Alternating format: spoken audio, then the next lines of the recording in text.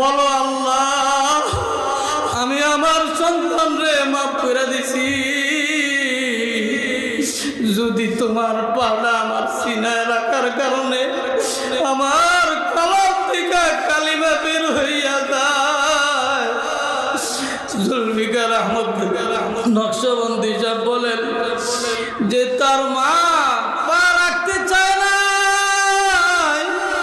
তারপর ছেলের জোরাজুরির কারণে ডান পাটা যখন মার ওই সন্তানের বুকের উপর রাখছে, রাখার সাথে সাথেই আল্লাহ তাআলা তার জবান দিয়া লা ইলাহা ইল্লাল্লাহ বের করে দিছে। অতএব যদি আল্লাহর ক্ষমা পাইতে চান তাইলে এখনো সবাই আছে, এখনো আপনার মৃত্যু যন্ত্রণা শুরু হয় নাই। আপনার আমার কোনো সময় কিন্তু নির্ধারণ নাই।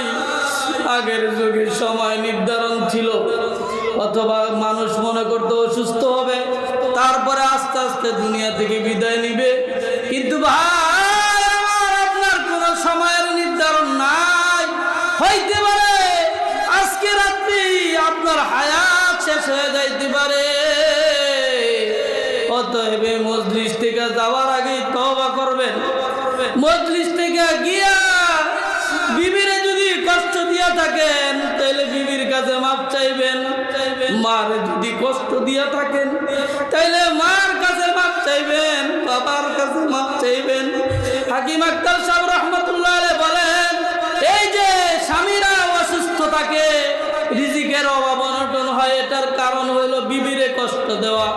অতএব যদি আজকে রাতে এই মজলিস থেকে তওবা করে যাইতে পারেন, রাসূলের একটা হাদিস শোনায়া শেষ করে দেই।